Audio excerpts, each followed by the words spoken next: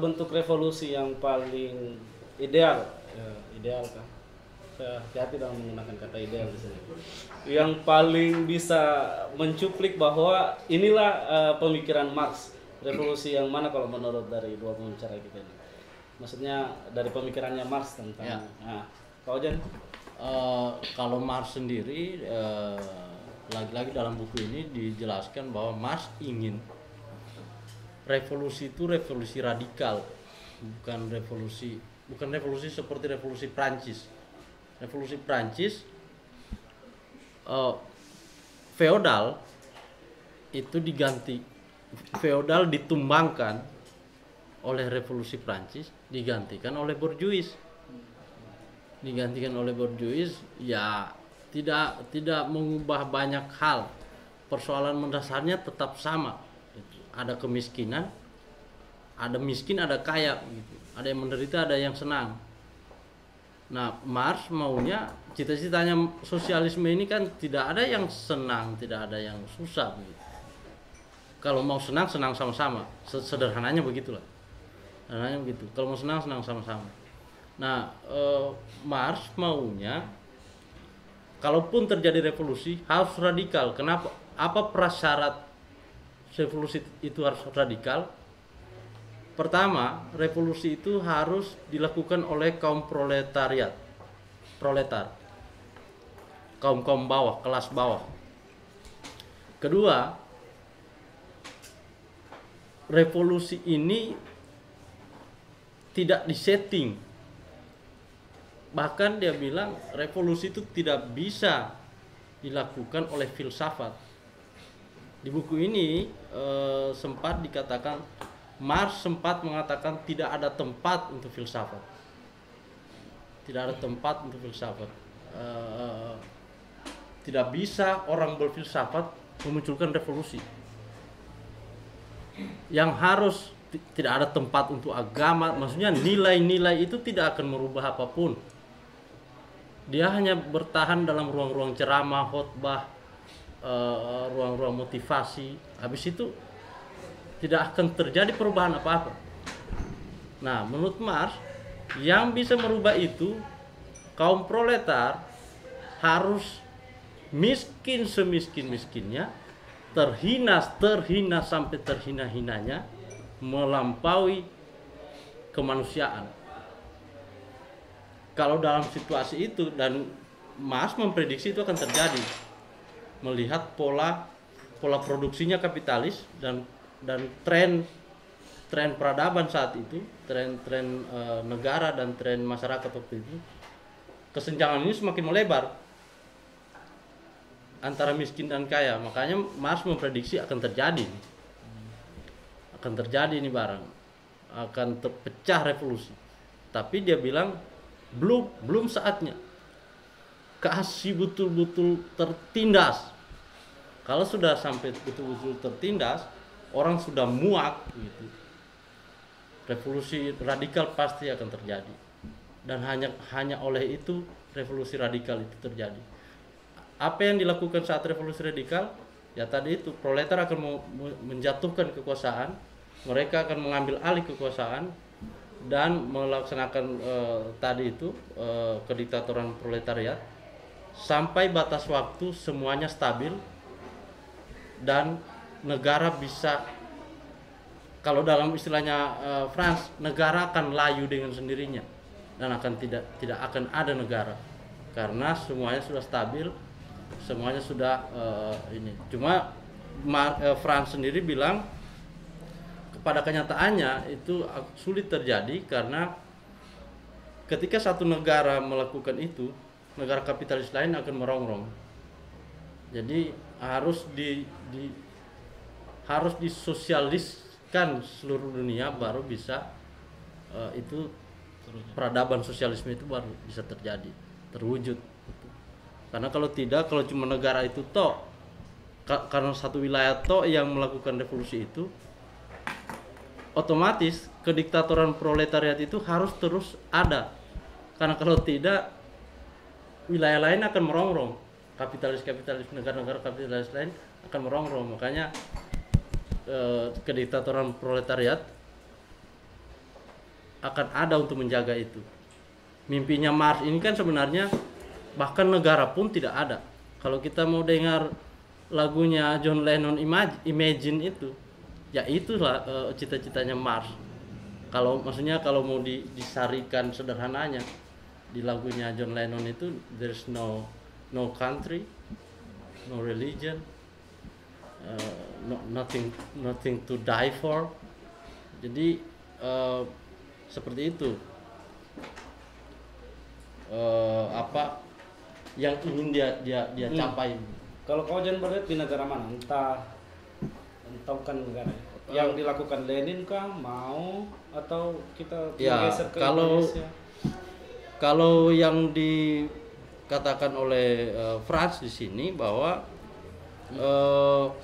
apa yang dilakukan Lenin juga sebenarnya tidak melenceng juga dari Mars.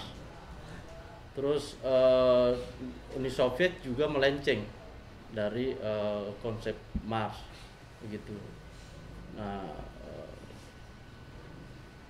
Mars juga sendiri sebenarnya semasa hidupnya dia turun menginisiasi revolusi, bukan hanya bercerita di mimbar-mimbar.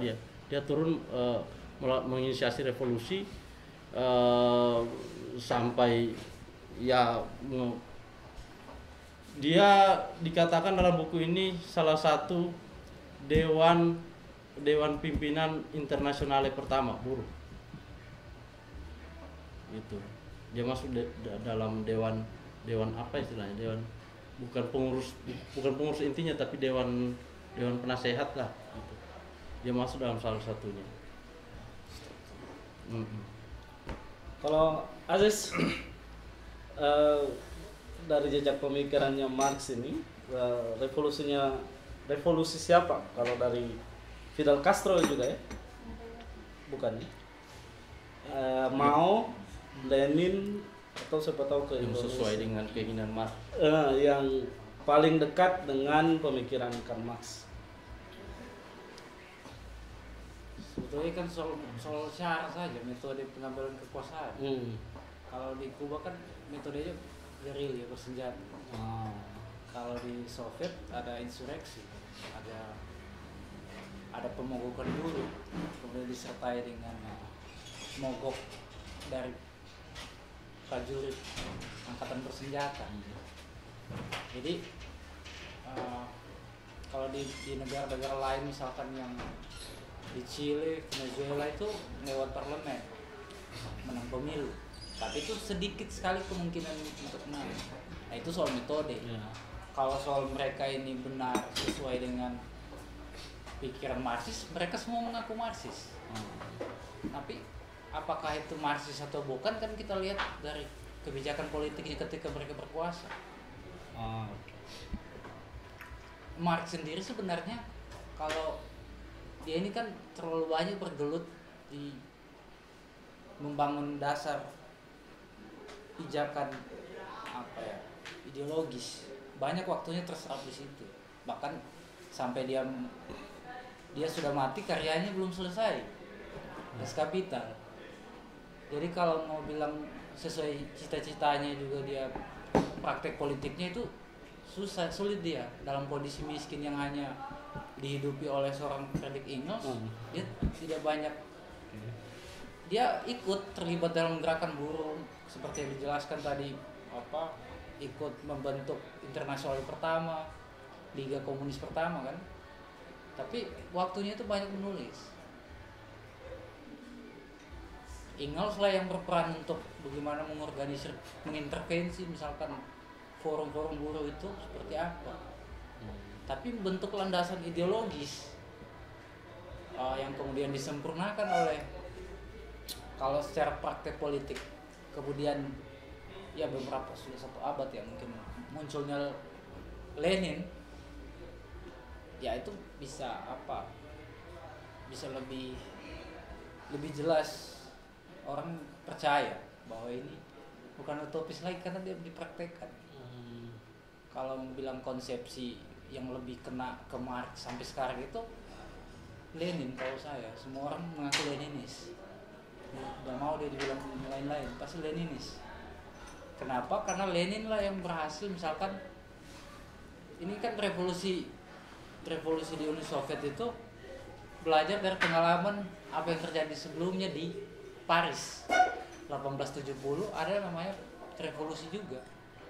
Pertama kalinya buruh mengambil kekuasaan, tetapi hanya berlangsung beberapa bulan, 2 bulan kalau tidak salah.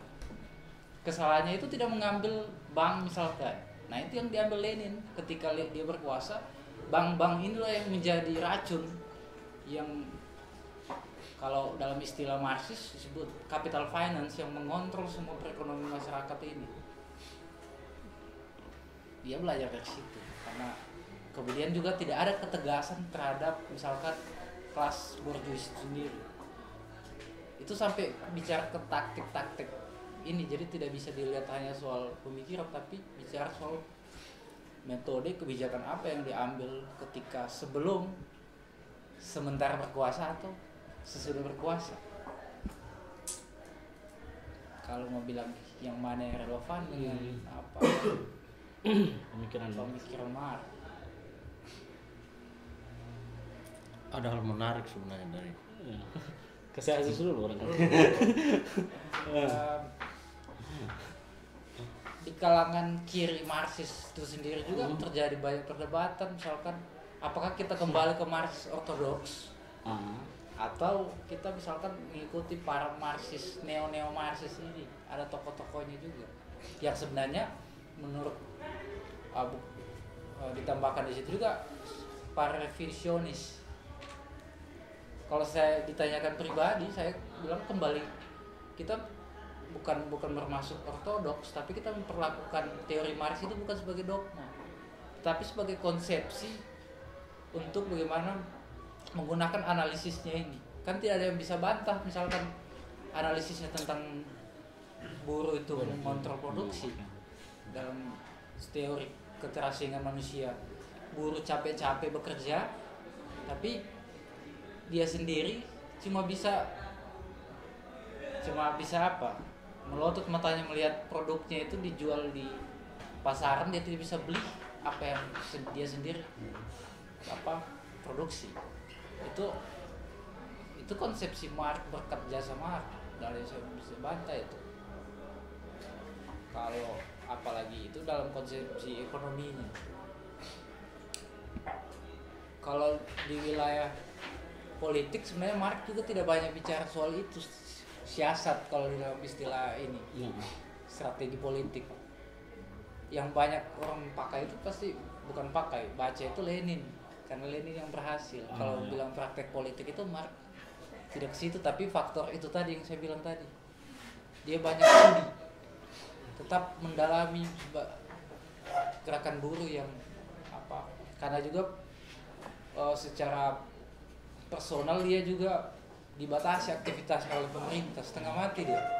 Dari Jerman dibuang ke Paris, dibuang ke Brussel, kemudian ke Inggris, kembali ke Jerman, dibuang lagi, kemudian ke Inggris lagi sampai matinya. Itu yang membuat Marx orang lihat dia itu tidak berorganisir, tapi dia ini pelarian. Ya, dicekal. Apakah dengan berdirinya partai di waktu Lenin, partai apa sudah tahu? Partai Bolshevik Partai tetap Komunis Uni Soviet. Partai Komunis Uni Soviet tetap menjadikan kalau orisinil pemikiran Marx ke Lenin. Iya, orisinil. Tapi Lenin mengembangkan itu. Jadi ada juga yang mengkritik, misalkan Lenin ini sudah mengubah Marxisme. Karena mendirikan partai tadi. Iya, ada Marxis ortodoks misalkan yang menjadikan pemikiran Marx itu jadi sesuatu yang baku, dia tidak kembangkan. Misalkan kayak Karl Kautsky, yang dianggap di zamannya Lenin dia sebagai tokoh paling terkemuka waktu itu, tokoh internasional kedua, sahabat dekatnya Engels. Tapi apa yang membedakan dia dengan Lenin, misalkan dia jago sebagai filsuf, pemimpin gerakan, peristiwa politik. Jadi peristiwa politik, misalkan perdebatan mengenai apakah negara-negara ini, gerakan buruh ini terlibat dalam perang dunia atau tidak. kubu Lenin yang radikal tidak, itu perang antar borjuis, itu hanya pengambilan kekuasaan antar kelas borjuis. Dan beberapa pemimpin Marxis termasuk misalkan Plekhanov, bapak Marxis di Rusia, itu terjatuh dalam hegemoni borjuis itu sendiri, bahwa proletariat harus ikut serta dalam perang dunia pertama yang sebenarnya itu juga mengorbankan rakyat itu sendiri. Itu Lenin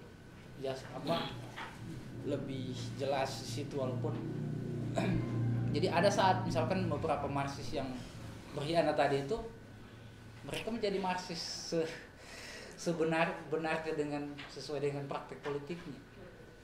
Kesimpulannya sederhana, apakah Marxis ini seseorang itu Marxis atau rezim ini itu Marxis atau tidak, dilihat dari kebijakan politik.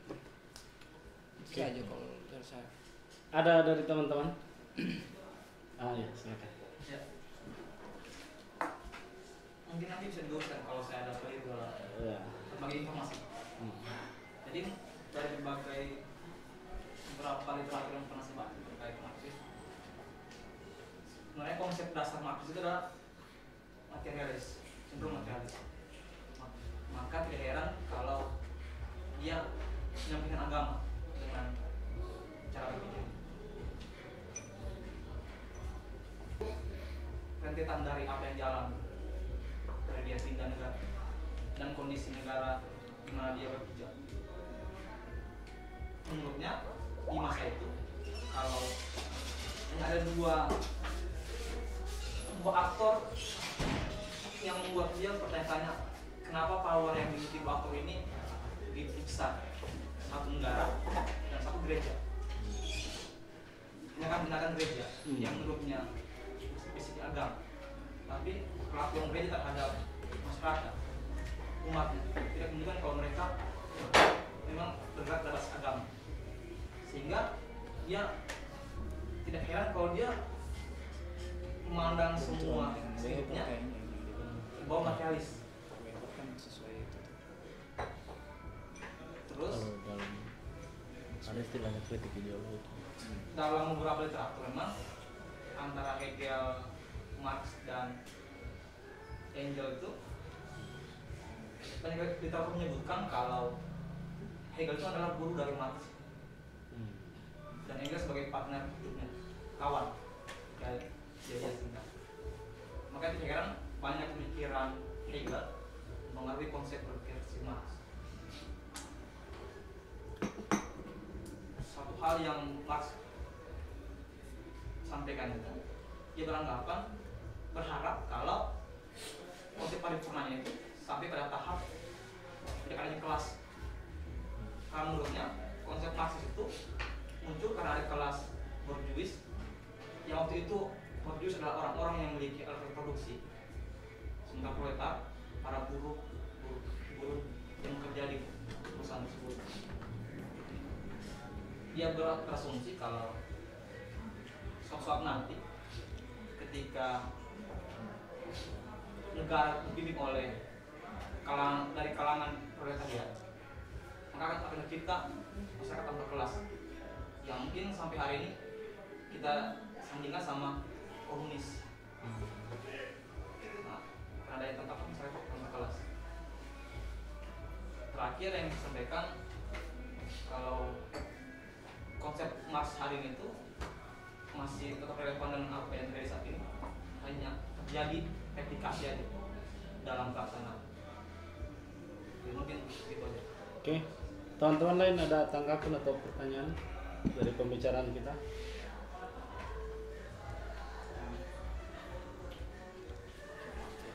Sudah? Oke. Mungkin Oke. Ya. Tanggapi dulu. Kalau Marx itu ada sebenarnya dia melakukan kritik ideologi. Jadi kritik ideologi termasuk sebenarnya kritik ideologi yang dia maksud itu kritik terhadap semua sistem nilai. Tadi diungkapkan gereja mewakili agama mungkin ya. Dalam kritik ideologinya Marx Marx mengkritik semua sistem nilai, apakah itu agama, budaya, seni, bahkan negara, ideologi negara. Dia kritik karena kenapa? Semua ideologi itu justru mendukung situasi ini, situasi yang dia kritisi. Gitu. Agama mengeluarkan dalilnya untuk mendukung kekuasaan, mendukung misalnya penguasaan kapitalis terhadap alat-alat produksi. Negara juga dengan ideologi hukumnya juga mendukung itu. Budaya, ada budaya kasta juga. Nah, semua sistem nilai di masyarakat menurut Marx itu mendukung, itu produk dari kekuasaan. Menurut Marx itu produk dari kekuasaan, makanya dia bilang kita harus curiga. Dalam buku ini dibilang kita harus curiga kalau misalnya ada kelas-kelas atas turun ke masyarakat melakukan khotbah. Mas bilang kita harus curiga. Kenapa? Karena khotbahnya itu akan menanamkan ideologi nilai yang akan memperkuat dirinya sebagai kelas atas. Tidak mungkin dia akan menanamkan nilai bahwa kelas atas itu harus dilawan. Jadi menurut Marx itu kritik ideologinya sih, kalau misalnya berkaitan dengan gereja dan misalnya agama kan, doktrin-doktrin agama, Marx bilang, bahkan dia bilang semua filsafat yang tidak mau merubah situasi ini itu bullshit. Jadi bahkan semua filsafat, bahkan dia bilang tidak ada tempat buat filsafat kalau sudah revolusi. Tidak bisa revolusi atau perubahan itu dimulai dari filsafat, diskusi. No, dia bilang tidak. Itu tanggapan kalau dari Marx sendiri kritik ideologinya. Kalau Aziz? Saya bagaimana ya, kalau ungkapan Marx itu tidak bisa dilihat universal ya, pokok rata. Misalkan soal kayak tadi dibilang tidak tepat bagi filsafat, itu di dalam kerangka Marx lagi bicara apa? Ya. Kontekstual ya. Karena ada perdebatan, misalkan kalau bilang praktek dulu atau teori dulu, itu kan di kalangan Marxis masing-masing punya argumen penguat, misalkan yang berat sebelah. Misalkan ada yang bilang kalau Engels bilang satu kali aksi itu lebih berharga daripada berapa ton teori begitu. Kemudian Lenin menguatkan hal yang sebaliknya. Dia bilang tidak ada gerakan revolusioner tanpa teori revolusioner. Jadi orang terjebak dengan ungkapan-ungkapan itu juga tidak bisa kita, karena ada konteks dia lagi bicara apa dan lagi mengkritik siapa. Jadi kadang seperti itu, misalkan kayak candu itu adalah agama adalah candu, itu juga kemarin lagi bicara soal apa. Kalau tidak dilihat seperti itu kan, kalau di Indonesia ini kan di tengah propaganda anti-kom sejak 65 sampai sekarang, termasuk Magnis juga kan bicara propaganda anti itu. Kebetulan kan junjungannya Jokowi diserang sebagai PKI kemarin, jadi dia bela mati-matian junjungannya. Nah ini harus juga kadang kita koreksi. Bahkan bukunya yang anti Marxis di Makassar kemarin sempat disita kan sama apa yang kemarin BMI itu, saya lupa apa singkatannya. Jadi apa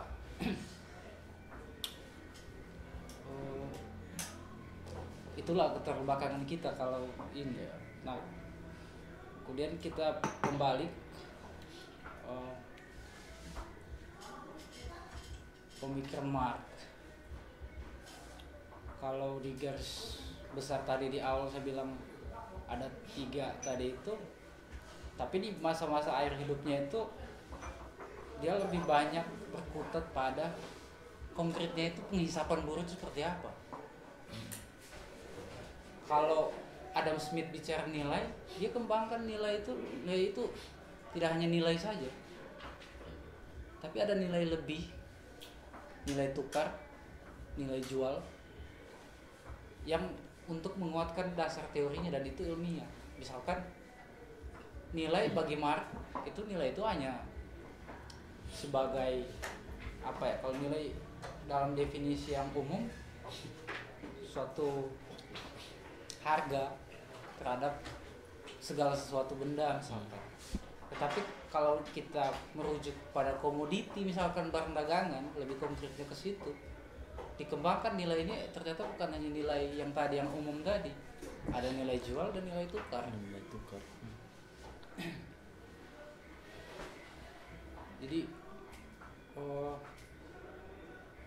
secara prinsip pemikiran yang mengenai ekonomi itu saya sepakat soal yang kayak tadi itu, dasar-dasarnya itu kan awal-awal tulisan Das Kapital di awal dengan soal komoditi, dia membahas soal yang kayak tadi. Nah cuman kan kadang kita bisa lepas dari situ, tidak bisa.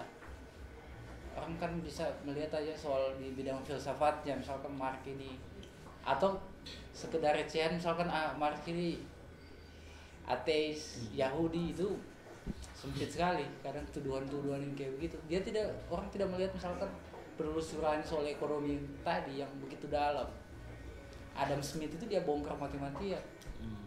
Bahkan dia sendiri bilang, bukanlah saya yang menemukan soal kelas dalam masyarakat, tapi para sejak ekonom bourgeois ini sudah menemukan anatomi atau hubungan antar kelas di dalam masyarakat, walaupun keliru. Misalkan David Ricardo membagi ada kelas tuan tanah, kelas kapitalis, dan kelas buruh. Dia lihatnya 3. David Ricardo pada ekonomi sebelumnya itu. Tapi Marx dengan teliti bahwa tuan tanah ini berada di zaman corak produksi yang berbeda, di zaman feodal. Sedangkan di zaman kapitalis itu hanya 2 saja kelas yang bertentangan itu. Nah itu semua yang mungkin dengan kesadaran orang Indonesia yang malas baca juga, dan mungkin dia menemukan itu di buku-buku yang tebal-tebal begini. Sementara Das Kapital itu tebal-tebal dan untuk beredar saja dilarang. Gimana kita mau memahaminya? Orang tidak melihat dia bicara soal itu. Orang melihat misalkan praktek politik komunis Soviet ini membunuh agama oposisinya. Orang hanya lihat soal praktek politik, tapi apa yang melandasi itu semua saya kira belum ke situ. Oke, satu pertanyaan lagi sebelum kita akhiri karena sudah lewat jam 10. Oke, Kak Nita. Mungkin saya tertarik untuk lebih tahu tentang posisi agama di pandangannya Marx itu, supaya tidak salah menilai. Karena memang saya tidak baca banyak juga tentang Marx, dan tahunya yang Marx itu ateis ya. Dan tahunya turun aja ke PKI komunis, di mana di Indonesia kadang pasti jelek. Nah kalau dari pemaparan tadi semuanya kayaknya tidak jelek, itu hal kebaikan. Jadi sebenarnya bagaimana Marx itu memandang agama, dan apakah memang agama itu benar-benar tidak punya tempat? Apalagi kalau misalnya mungkin di zamannya dia agama yang dibilang itu kan masih ada. Terus ketika saya backgroundnya Islam misalnya, saya tidak melihat sesuatu yang begitu bertentangan. Bahkan kalau misalnya kita ingat Rasulullah begitu, dia memperjuangkan kaum bawah kan, budak-budak dia. Jadi kayak kalau saya ketemu Marx mungkin bisa jadi teman yang baik. Mungkin ya. Boleh tambah satu.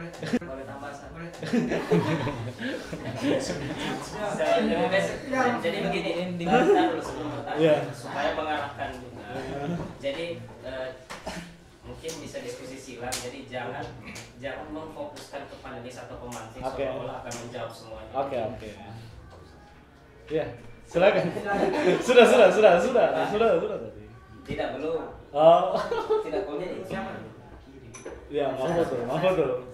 Ya. Saya sederhana saja sih. Nah. Itu ini kan yang saya tangkap ya, yang saya tangkap sebenarnya Marx ini dalam teorinya akhirnya menimbulkan berbagai penafsiran sampai ke negara-negara, misalnya ke Cina sampai bahkan ke Indonesia berdasarkan kondisi geografis, kondisi masyarakat Kondisi juga. politik juga. Nah, yang akhirnya dia bicara revolusi, bicara tentang perebutan kekuasaan, kurang lebih nanti kritisi kalau saya keliru. Nah, pertanyaanku bagaimana, apakah Marx ini pernah menghitung, pernah menduga, atau di mana posisi dugaan itu dalam analisanya Marx akan muncul satu paham katakanlah kayak fasisme, ada satu kekuatan doktrin kuat, kecintaan kuat fasis yang itu sulit ditumbangkan, bahkan dengan sekejap akan meluluhlantahkan dunia dengan cepat. Karena kan ini kan berdekatan di Perang Dunia II kan, tiba-tiba Jerman, Jepang, Italia langsung muncul menghambur semua. Nah, saya melihat sangat tidak berkutik, saya tidak tahu ya di mana pada posisi apa saat itu berkembangnya komunis atau Marxisme di dunia, tapi tidak berkutik, sangat tidak berkutik menurutku.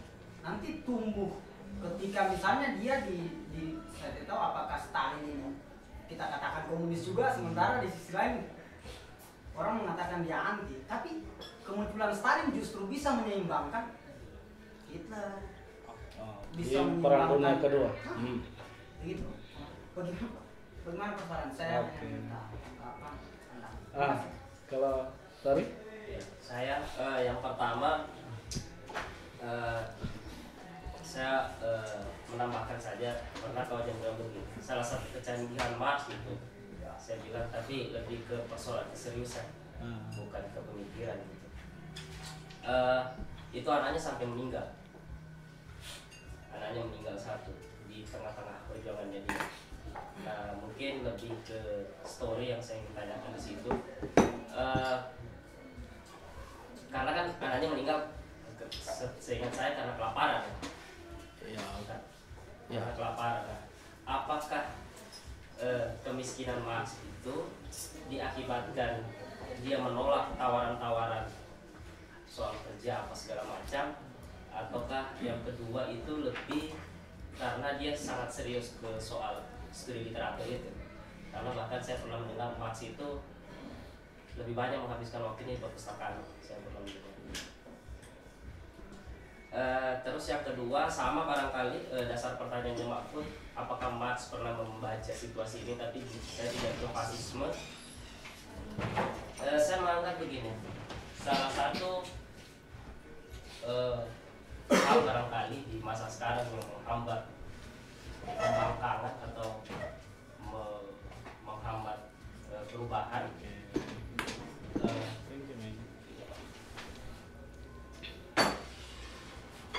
perubahan, adalah ada dinamika yang kita sebut sebagai filantropi. Bahkan saya bisa mengatakan subsidi itu adalah bentuk filantropi yang paling kecil. Saya lalu tidak pernah sepakat sebenarnya dengan kata subsidi itu. Jadi saya mau bilang bentuk simulasi semacam ini sebenarnya mungkin akan ada satu keadaan petani bisa membangkang ke pemerintah. Mungkin itu salah satu bentuk keadaan objektif yang tadi toh. Tapi dia tidak akan membangkang, dia bilang ada pupuk subsidi. Padahal karena realitas pupuk subsidi itu diberikan, kemungkinan besar petani lagi tidak melihat soal monopoli harga gitu.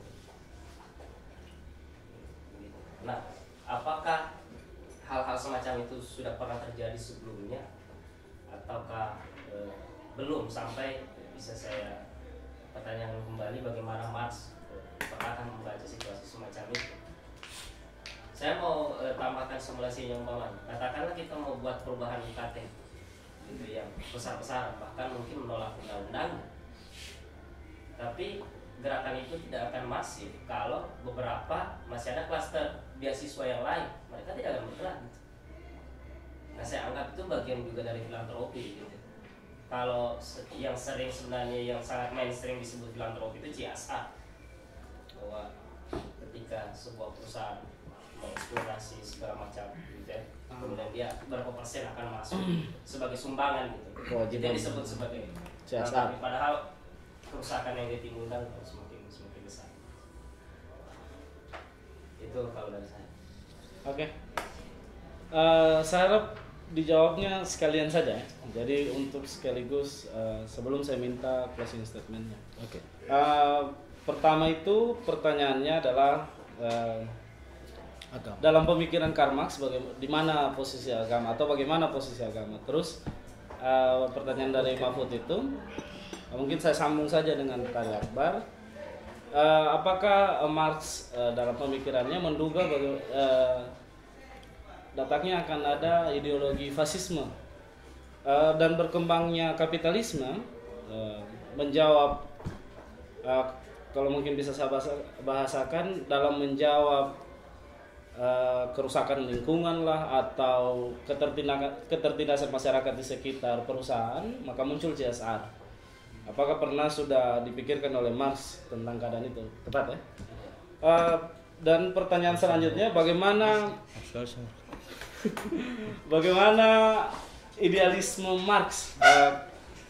Kalau saya lihat dari bukunya Magnus Suseno itu sampai 4 orang anaknya meninggal ya? 3, 4, 5, 7. Anak ketiga, keempat, kelima, dan ketujuh meninggal. Kalau Tahari Akbar bertanya apakah kalau kita tahu kan hanya Engels saja yang menghidupi Marx. Ya, Engels menghidupi Marx sebagai seorang anak pemilik perusahaan ya.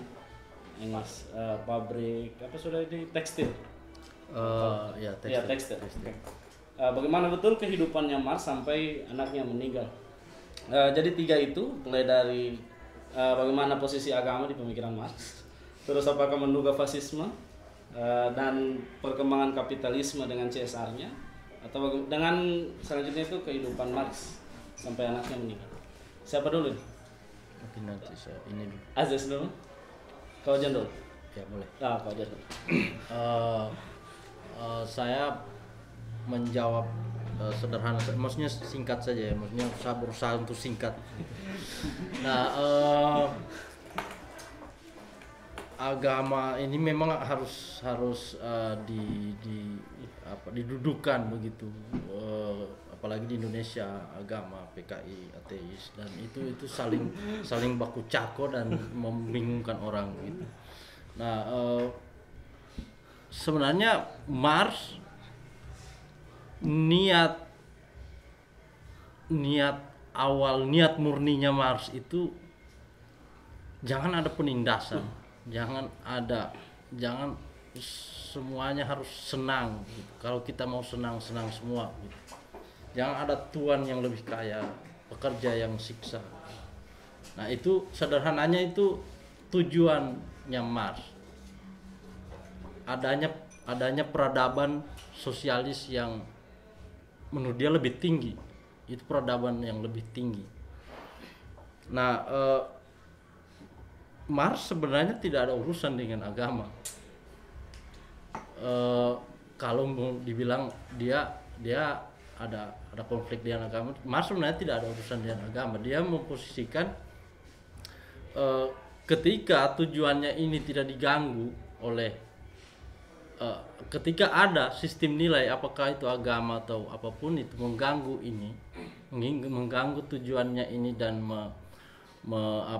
justru melenggangkan kekuasaan, itu akan jadi persoalan. Itulah munculnya kritik ideologi dari Marx. Kritik ideologi yang saya maksud tadi semuanya itu akan bullshit. Konteksnya adalah ketika itu justru dipakai untuk melenggangkan status quo itu filsafat apapun itu, kalau itu cuma dipakai untuk itu, dia tidak akan menerima gitu. Nah, Masuk agama tuh. termasuk agama, budaya, bahkan seni yang justru ini tidak. Nah, apapun sistem nilai kalau mendukung itu, dia tidak ada persoalan nih.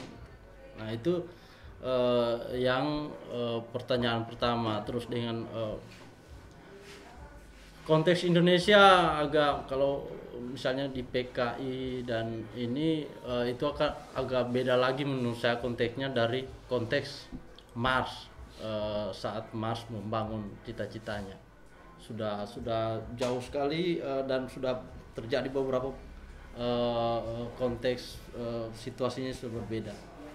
Mungkin untuk komunis di Indonesia tidak akan cukup waktu kalau misalnya kita mau bahas. Harus ada pembahasan Iya, sendiri iya. tentang komunisme Indonesia. Tapi saya mau bilang bahwa Mars tidak dendam terhadap agama sebenarnya. Tidak ada tendensius dia untuk dendam dengan Kalau agama. di Indonesia jadinya sosialisme Islam. Jadi ketika misalnya cap di kita, Mars ini ateis, agama adalah candu, dia munculkan karena hanya lewat agama lah orang mengadukan penderitaannya. Kalau di buku ini dijelaskan ketika orang menderita, kaum proletar ini menderita atau apa, dia mengadu dan mencari ketenangan sejenak di agama, kemudian kembali lagi ke situasi dia menderita. Ya itu yang pertama. Terus prediksi fasisme dan bagaimana fasisme akhirnya berperang dengan Stalin waktu itu ya. Mars menurut saya Mars tidak kalau di buku ini Mars tidak diceritakan menyediakan waktu untuk memikirkan bagaimana negara saling menaklukkan berbekal kebanggaan kesukuan atau di buku ini dia tidak diceritakan Mars melihat itu sebagai sesuatu yang perlu untuk dipikirkan. Mars justru masuk ke dasar kenapa manusia tersiksa, kenapa manusia teralienasi, terasing gitu. Jadi kalau menurut Mars dalam buku ini sumber segala kekacauan itu ya itu tadi alienasi manusia. Kalaupun misalnya ada kesukuan atau kebangsaan yang merasa bangga dan merasa bangsa lain itu setengah manusia atau apa, ya bukan di situ ininya. Dia juga dalam buku ini Mars tidak dibahas itu. Mars memang fokusnya dia bagaimana sistem ekonomi ini menderitakan orang. Situ. Nah, kemudian kemiskinan Mars sampai anaknya meninggal. Ya ironisnya Mars, ya memang ironis, maksudnya lantaran usaha dan niat baiknya, menurut saya Mars ini orangnya pure sekali begitu. Niatnya baik sekali, kayak ya begitu, ideal sekali dia memimpikan cita-citanya itu sampai tidak terurus ekonominya. Istrinya ini kan sebenarnya bangsawan, tapi ketika dia beristri mengikuti dengan perjuangan dan perpindah-pindahannya ini, ya jadi miskin. Dia mengurung diri di perpustakaan, baca buku, semua teori kapitalis itu dia bongkar. Itu ya cuma Engel yang menyuplai. Di 20 tahun terakhir hidupnya itu dibiayai oleh Engel lewat perusahaan tekstil. Ironisnya yaitu dia dihidupi dari sistem kapitalisnya yang perusahaan itu begitu. Jadi anaknya meninggal itu ya apa ya, nutrisi tidak tercukupi baik. Anaknya sampai meninggal untuk perjuangan, anak kandung ini, bukan anak titipan. Nah itu. Terus ada tadi kebijakan yang CSR, subsidi. Kalau di buku ini dikatakan itu yang menurut Marx negara kelas. Negara kelas itu adalah negara yang seolah-olah negara netral, artinya netral antar kelas ini, dia berlaku netral, seolah-olah netral, tapi sebenarnya dia negara kelas, dia memelihara kelas yang ada, dia supaya kaum tertindas ini tidak melakukan revolusi. Dibikinlah kebijakan-kebijakan yang ya kamu orang inilah dikit begitu kan, ada beasiswa, ada dibangunkan rumah sakit kamu orang itu terlalu banyak ini gitu. Terus ada beasiswa, sama lah dengan CSR perusahaan kan, perusahaan sawit misalnya menguasai begitu luasnya tanah, banyak orang akhirnya jadi buruh karena tidak punya tanah lagi. Ya sedikit keuntungan perusahaan untuk CSR lah, untuk ya beli apa ke sana gitu kan, untuk menyenangkan orang sejenak. Itu dalam Marx sudah memprediksi itu, bahwa menurut Marx negara kelas itu dengan semua kebijakan undang-undang dan hukumnya itu akan memelihara itu dengan cara halus atau dengan cara yang kasar. CSR termasuk yang halus. Iya, itu. Jadi kalau Marx sudah memprediksi kalau cara-cara itu memang dilakukan. Itu berusaha singkatnya saya. Aziz, atau perlu saya ulang? Boleh diulang. Oke, iya. Saya ulang ya. Jadi bagaimana Marx menempatkan agama dalam pemikirannya. Terus apakah dalam pemikiran Marx, pengetahuannya Bung Aziz itu memprediksi akan munculnya fasisme, dan bagaimana perkembangan kapitalisme sampai CSR, apakah sudah juga menduga, dan bagaimana tanggapannya tentang CSR itu. Terus bagaimana kehidupan Marx sampai anaknya meninggal tadi, empat orang meninggal. Ya, 4 pertanyaannya. Silakan. Soal Marx dengan agama itu sebenarnya harus dilihat begini. Marx ini pernah mengalami masa labil-labilnya. Jadi kenapa dia banyak bicara soal agama? Karena kedekatannya dengan Purba tadi, yang kemudian diingatkan sama Engels bahwa mengkritik agama segala macam itu juga tidak mengubah apa-apa. Kenapa seperti itu? Karena di kemudian hari, walaupun di masa mereka hidup itu buku yang mereka terbitkan bersama soal hal yang lebih mendasar itu tidak diterbitkan. Misalkan Marx dan Engels atau Marxisme menilai bahwa agama ini masuk dalam suprastruktur sosial. Jadi ada bangunan atas dan bangunan bawah. Bangunan bawah itu disebut sebagai, ya bagiannya itu adalah produksi material, produksi kebutuhan masyarakat. Di bagian atas ini nilai-nilai tadi, nilai-nilai termasuk juga agama, termasuk juga kurikulum pendidikan misalkan, kebijakan-kebijakan yang bersifat itu tadi, nilai-nilai itu. Nah, sehingga gimana ya? Dia memang secara pribadi ateis, tapi dia tidak pernah secara eksplisit bilang kita harus memerangi agama. Tidak pernah itu. Dia konteks dia mengkritik agama itu karena ketika itu juga dominasi gereja di Jerman, di Eropa khususnya, bagaimana yang dia lihat ini justru menguatkan posisi kelas yang berkuasa. kelas mana, kelas borjuis itu sendiri. Dia tidak pernah mengeneralisasi bahwa agama ini harus dilawan.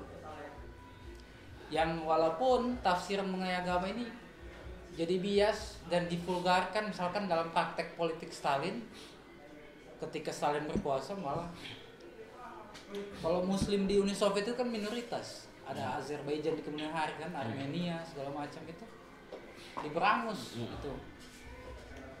Di masa Lenin justru mereka ini didekati, diorganisir, sama-sama kita bekerja ini, sama-sama kita mengurus negara ini. Kalian itu bangsa apa? Dia sebut bangsa, kemudian juga kelompok minoritas yang sama-sama kita ditindas oleh Tsar. Karena agamanya beda, makanya ditindas kalau Muslim di Uni Soviet. Jadi kalau Marx sendiri tidak pernah soal mau memusuhi agama. Kalimat-kalimat soal agama adalah candu itu, ya itu tadi sudah dijelaskan sama Ojan. Dia akan menjadi candu kalau dipakai misalkan oleh politisi PKB misalkan, politisi PKS misalnya. Nah itu kan beda lagi orientasinya itu. Dia politik ya praktis, dan kita tahu loh partai-partai yang ada itu misalkan siapa yang punya modalnya, yang modali partai ini siapa. Dia akan menjadi candu kalau seperti itu konteksnya. Tapi kalau kita pukul rata dia umum Marx ini anti agama loh, bisa jadi aneh itu, multi tafsir itu. Bias itu. Iya jadi bias, bukan multi tafsir, bias. Itu dia mungkin kalau soal agama tadi. Yang kedua apa tadi? Fasisme. Menduga fasisme karena ada negara. Sebenarnya bukan Marx. Jadi zamannya Marx itu tidak ada fasisme. Iya. Fasisme itu kan muncul ada ya zaman Perang Dunia Dua. Perang Dunia II. Yang menulis analisis soal fasisme itu ada satu orang yang sebenarnya menjadi pelarian dia, Leon Trotsky. Yang walaupun di zamannya Stalin hanya Stalin yang bisa mengalahkan Hitler itu kan, walaupun dikepung dari mana-mana itu dia tetap bisa menghancurkan pasukan Hitler. Stalingrad. Walaupun Stalin ini mengaku Marxis, tapi kebijakan-kebijakan politiknya itu sebenarnya tidak Marxis. Misalkan dia menghancurkan agar sosialisme di satu negara. Sosialisme di satu negara itu berarti mengabaikan tugas bagaimana menyebarkan revolusi ke negara lain. Itu kan sudah anti Marxian itu. Revolusi tidak boleh terjadi di satu negara saja, karena kan itu tadi dia akan terisolasi. Produksi akan tidak berkembang, apalagi di tengah Uni Soviet yang kecakapan buruhnya itu dibanding dengan buruh-buruh Eropa Barat itu jauh tertinggal. Jadi kalau bilang berbicara soal analisis soal fasisme, belum ada itu terjadi. Termasuk misalkan soal imperialisme, tidak ada di zamannya Marx. Tapi seorang Marxis, bukan Marx, seorang Marxis bernama Leon Trotsky, sahabatnya Lenin, yang salah satu tokoh kedua setelah Lenin di Uni Soviet, menuliskan bagaimana analisisnya, misalkan sebab-sebab fasisme itu muncul. Itu juga karena memang Partai Komunis Jerman misalkan itu lemah sehingga memunculkan seorang Hitler. Itu kan fasisme kalau menurut Trotsky dijelaskan ini karena kebimbangan kelas proletar melawan burjuis besar. Jadi fasisme karena perimbangan kekuatan kelas itu tidak tajam sehingga dimanfaatkan oleh kelas burjuis kecil.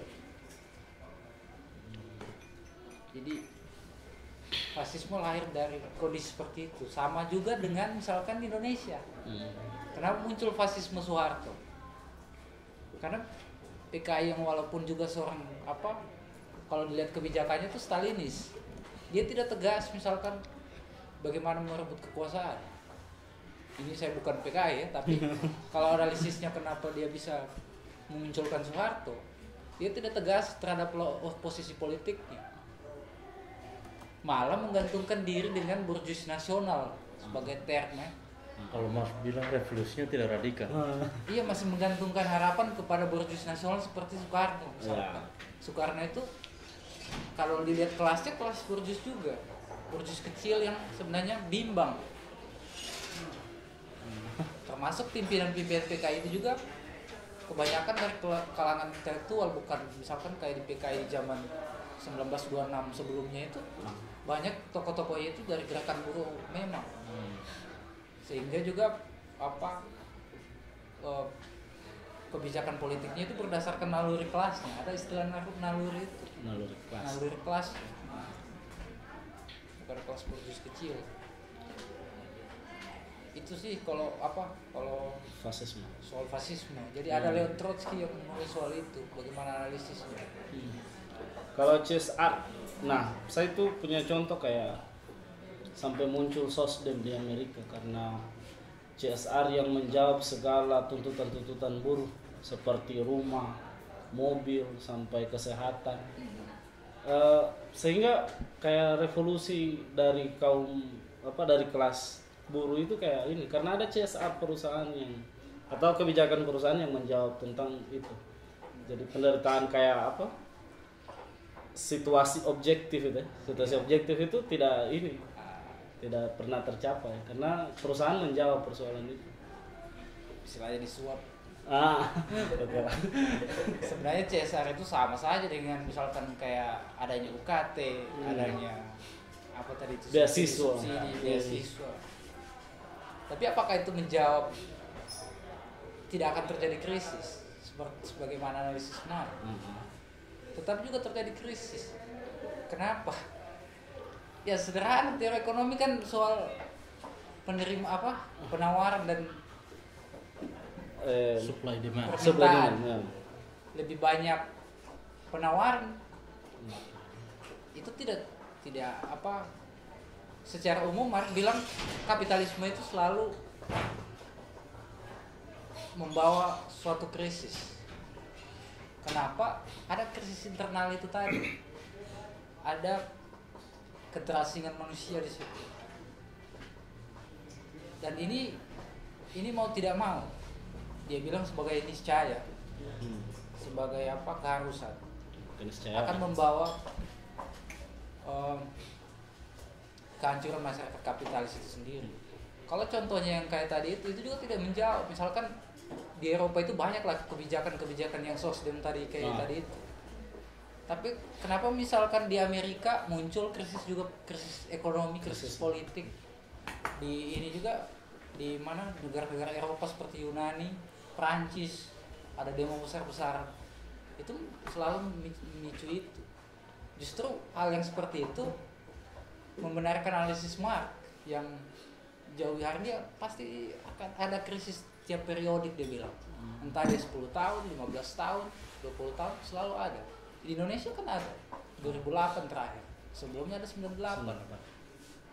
Jadi ya itu cuma hanya tambal sulam saja itu dari ketakutan masyarakat borjuis ini atau rezim borjuis untuk supaya tidak ada revolusi. Ada gesekan-gesekan kelas. Dimakan ini. Oke. Silakan gimana? Lanjutannya bagaimana kehidupan Marx sampai anaknya meninggal itu dan cuma dinafkahi oleh Engels. Gimana ya? Tahunya Ini masalah pribadi dia ya. Ya kadang juga orang menyerang pribadi Marx seperti itu. Dia ini cuma urus perjuangan, anaknya dilupakan. Tapi setahu saya yang meninggal itu berapa orang saja. Tapi anak-anaknya ini lahir menjadi tokoh-tokoh pemimpin gerakan buruh. Ada Paul siapa itu, Lafargue itu, banyak. Ada dua orang yang paling muncul terkemuka. Jadi pemimpin gerakan buruh Prancis. Sebenarnya dia tidak kalau melihat ini sisi personal dia kan, dia tidak pernah melupakan itu.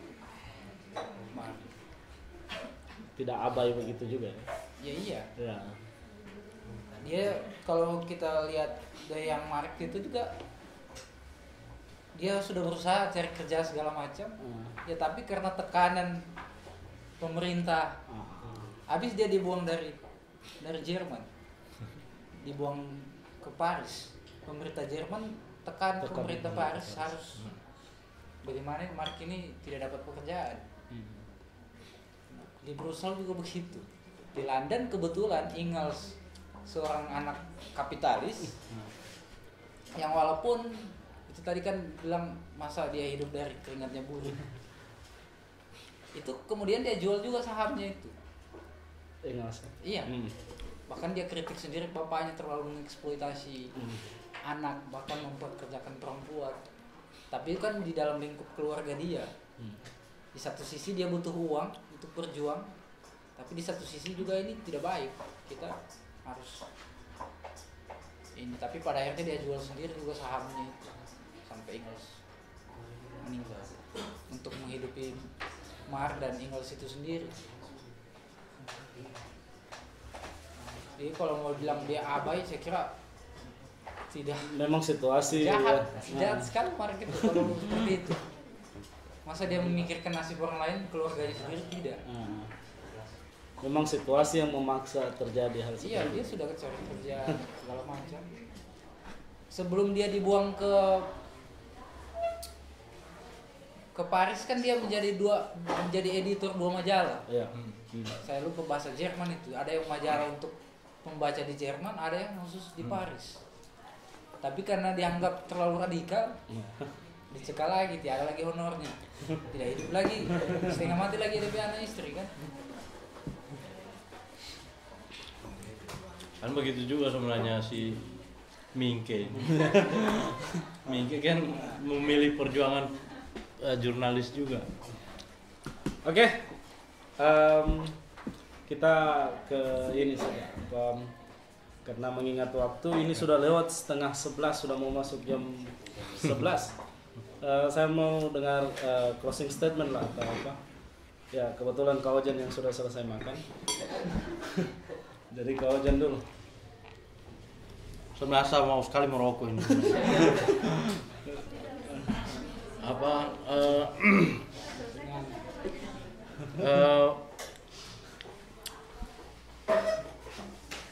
Atau begini, saya closing statementku ini saja. Saya balik ke awal lagi, karena menurut saya bisa jadi di Indonesia belum banyak terlalu paham tentang bagaimana niat baiknya Marx gitu.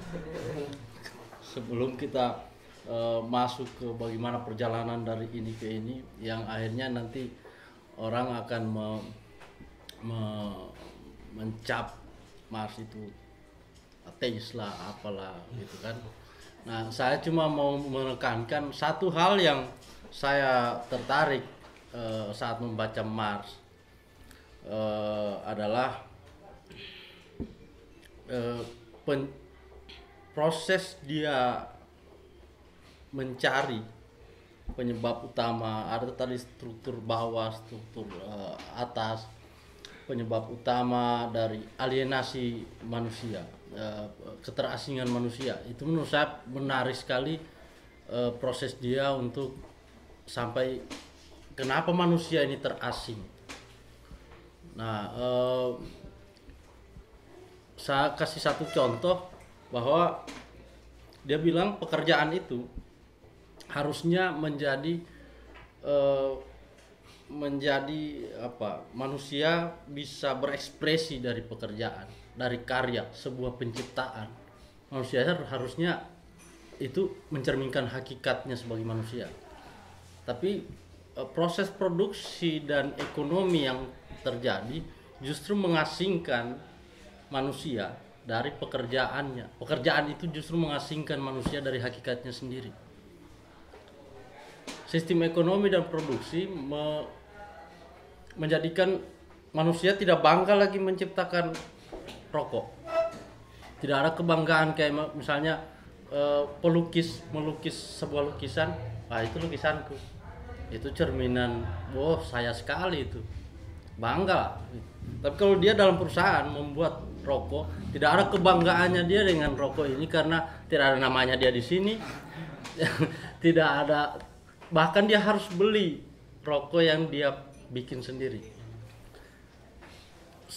lebih jauh lagi, pekerjaan itu membuat manusia terasing adalah sistem pekerjaan buruh di sistem ekonomi kapitalis itu membuat bahkan interaksi sosial jadi berubah. Ada dua teman akrab, dijelaskan juga dalam buku ini, ada dua teman akrab masuk dalam perusahaan rokok misalnya atau perusahaan apapun itu, yang akrab tapi bisa jadi sampai di dalam dorang saling menjatuhkan karena bos akan melihat prestasi, oh berapa banyak kerajinan apa semua, kau rajin kau, oh sana pemalas. Jadi akhirnya proses hakikatnya manusia sebagai makhluk sosial yang baik menurut dia itu tercerabut. Bos misalnya bahkan di luar pekerjaan ada satu bos, ada satu orang tua misalnya senior, ada yang junior yang akrab sekali, tapi ketika masuk dalam pekerjaan satu orang bos, satu orang atasan, satu orang buruh, komunikasinya jadi kaku, tidak bisa lagi secair sebelum dia masuk dalam perusahaan. Oh, disebut profesional. Itu ya, itu. Akhirnya itu yang dibilang Marx, pekerjaan mengasingkan manusia. Manusia terasing gara-gara pekerjaan. Padahal menurut dia pekerjaan itu harusnya ekspresi manusia. Nah, menurut saya satu hal itu menarik. Bagi saya pribadi itu menarik perjalanan Marx mencari penyebab manusia terasing. Kenapa dia harus mencari penyebab itu?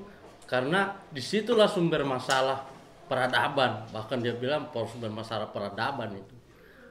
Kalau itu terselesaikan, manusia kembali menjadi jati dirinya sebagai orang baik, tidak bersaing, tidak baku kasih jatuh, tidak baku kasih lapor-lapor. Maka selesai, maksudnya bagus kita hidup gitu. Bagus kita hidup. Saya yang menarik di situ dari Marx yang saya baca dari detail ya, karena sebelumnya saya cuma baca serampangan saja Marx. Meskipun saya sudah menulis juga di blogku tentang utopisme komunis dan khilafah. Itu dari serampangan saja informasi yang saya dapat dan diskusi-diskusi dengan teman-teman bertahun-tahun di waktu kuliah dulu. Tapi ketika saya baca ternyata Marx ini detail sekali.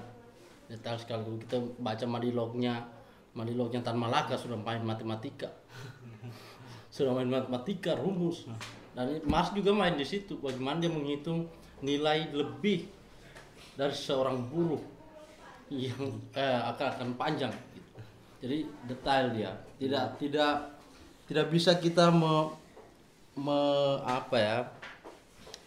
Marx ini begini dan orangnya, tidak bisa. Ada banyak kecanggihan pemikirannya yang detil. Itu penutup dari ini. Jadi menurut saya kalau teman-teman yang menonton atau yang hadir di sini, ya jangan mengambil kesimpulan terlalu cepat kalau kita melihat Marx.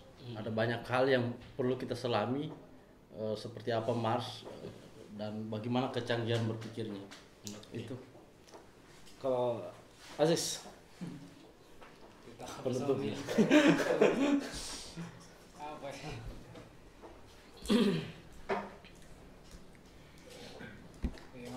Bagaimana kalau mau belajar Marx? Nah itu tadi mungkin sama juga dengan Ojen tadi soal tidak bisa sederhana penglihatan sepihak kita, pengamatan sepihak atau dengar Marxisme itu begini. Kalau perlu kita pelajari tulisannya langsung untuk membuktikan Marx ini seperti apa sebenarnya atau sesuai penalaran kita kan. Di saat mana misalkan dia lagi labil-labilnya, dia mengkritik agama, dia mengkritik filsafat terdahulu, itu kan lagi labil-labilnya. Di saat mana misalkan Marx itu begitu jeniusnya, misalkan mengkonsepsikan sesuatu, itu tadi yang kayak konsep tentang nilai, konsep keterasingan, konsep tentang misalkan bangunan atas atau bangunan bawah. Saya juga mungkin kalau dilihat dari pengalamanku, saya melihat itu sebagai dogma. Jadi ini saya bertanya dengan kawan-kawan yang sudah lebih paham lah, saya anggap paham. Ini kenapa begini kalau Marx bicara agamanya keterlaluan? Ya cuma tadi beri jawaban itu tadi, kau tidak bisa melihat Marx sebagai manusia yang ideal yang tidak pernah salah, tidak mengalami fase kekanak-kanakan ke dewasa. Ya itulah dia masa-masa labilnya. Misalkan dia bicara soal agama tadi itu yang sebenarnya menurut Engels tidak terlalu penting untuk bicara soal itu. Yang terpenting adalah kita meneliti soal produksi, bagaimana perkembangan gerakan buruh. Itu lebih penting ketimbang bicara hal-hal yang walaupun penting di bidang filsafat. Tapi kesimpulannya adalah itu tadi. Misalkan yang soal agama tadi dia generalisasikan bagian dari struktur atau bangunan atas dalam masyarakat. Seperti itu sih kalau saya. Oke. Ya. Sekian perbincangan kita malam ini. Semoga teman-teman yang hadir atau yang menonton tidak bosan dengan apa yang disajikan oleh Majelis Kopi. Sampai bertemu di pertemuan-pertemuan kita selanjutnya. Saya akhiri. Wassalamualaikum warahmatullahi wabarakatuh. Selamat malam.